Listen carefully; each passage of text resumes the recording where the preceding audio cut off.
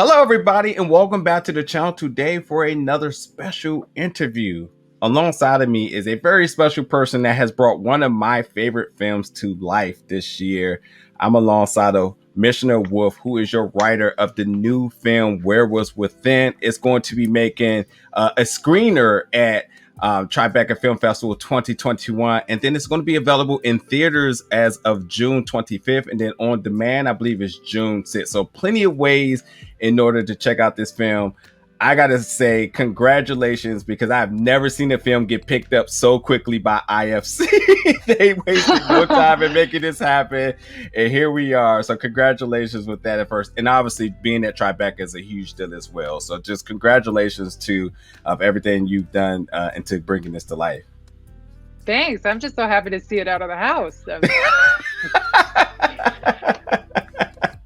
Get out into the world. It's a fantastic film. I spoke to Josh yesterday. He praised how amazing it was to work with you, and Josh, who I just grown a fan of. And I told him, I was like, I was so thoroughly surprised to see that it wasn't you that wrote this. And when I saw it was you, I was like, I'm not familiar with her, but man, am I automatically a fan. So how did you quickly get a niche or just a style so fast that's just so pleasing to the audience? And again, as much as I love it, IFC clearly said that, hey, we're gonna have this first and no one else. Like they knew greatness when they saw it. So how was you able to really get so comfortable with this so quickly?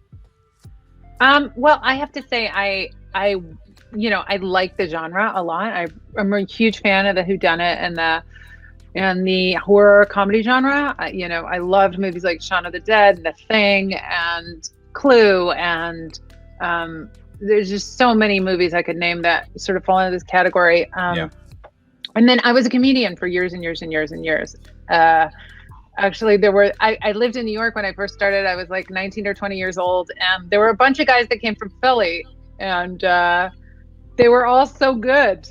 They came and they were like new, but they were really good. And so you guys must have had quite a stand-up scene there too. But yeah, I did stand-up for years, and I did a lot of storytelling on stage. So before I even started screenwriting and writing stories and books and things like that, I was taking risks, telling stories in front of an audience and failing and having those moments of dead silence where you learn. That's how I lost them. I lost them there.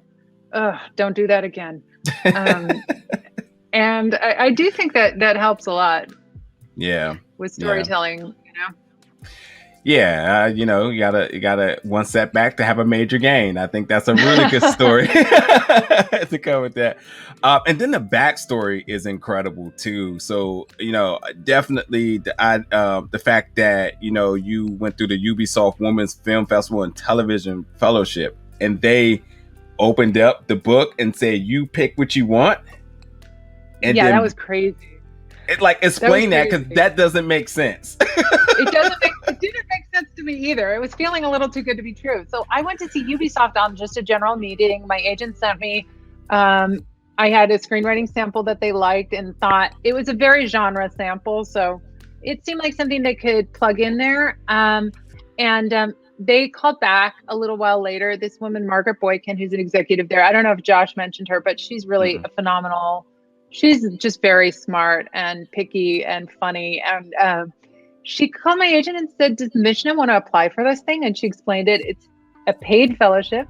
So you get paid to pitch, which everybody likes money. Yes, and I was about to say that. Everyone likes to get paid for their work. And people ask you to do a lot of free work. And that's nice, but paid work's really nice too.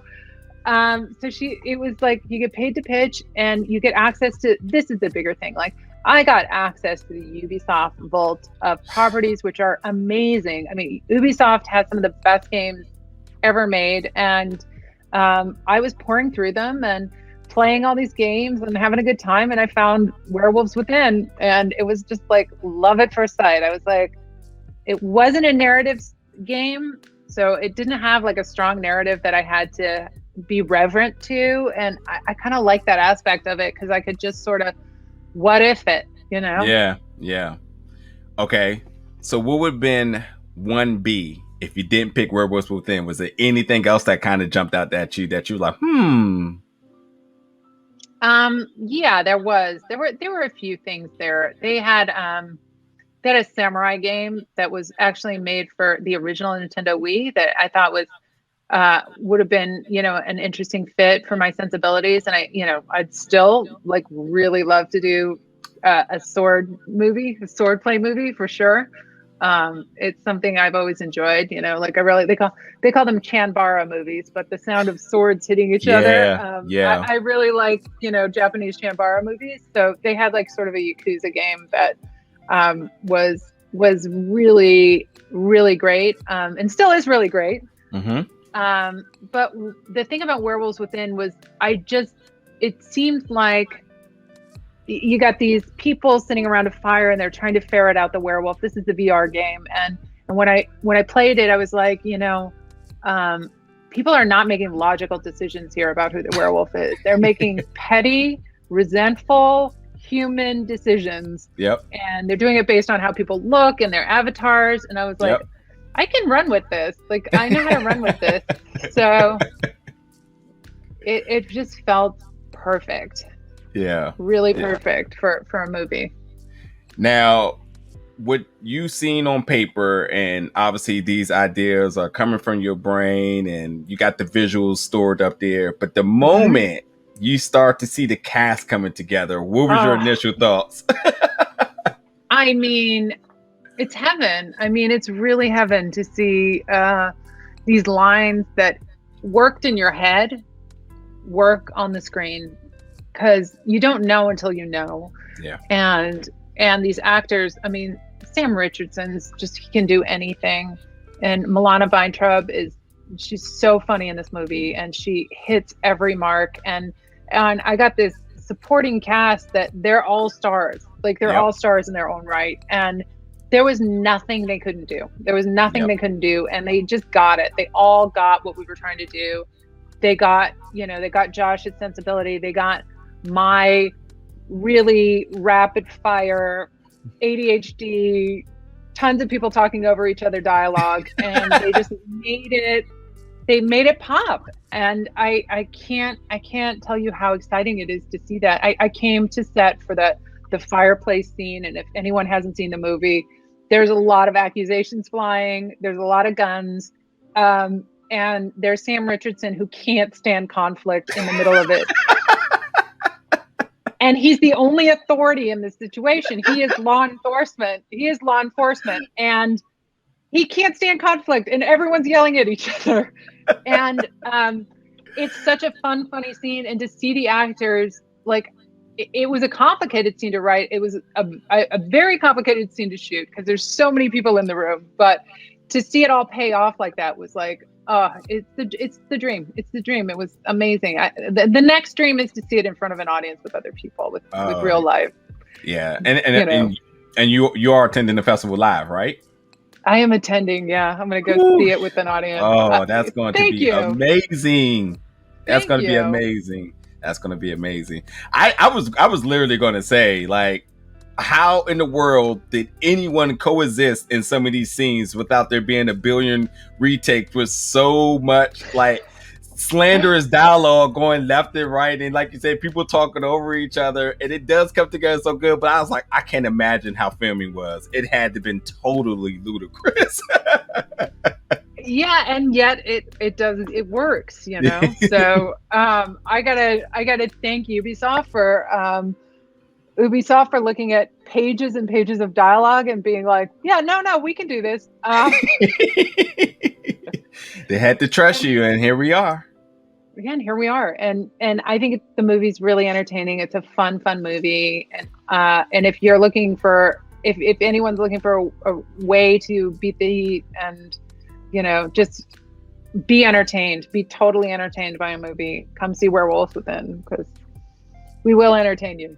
Absolutely nailed it. I almost feel like I shouldn't even ask another question, because that's exactly how the closing note that everyone should have with this. But I will say, I do have to ask, because it is in it's in the narrative, the U.S. narrative competition category, if I'm not mistaken, right? I guess so. I don't pay too much attention to that. I'm sorry. Well, either if it is or if not, Josh does have this thing where he likes to kind of put in this theme underlining within all of the comedy that's going on. So when you were writing the script here, was there one important message that you would like for viewers to take from out of this, outside of everything that's happening here? Is there just yeah, one thing they absolutely. want you to walk away with? Yeah, absolutely. I mean, the character of Finn Wheeler, who you'll meet in this movie, is played by Sam Richardson. He's someone who believes in connection. He believes human beings owe each other something.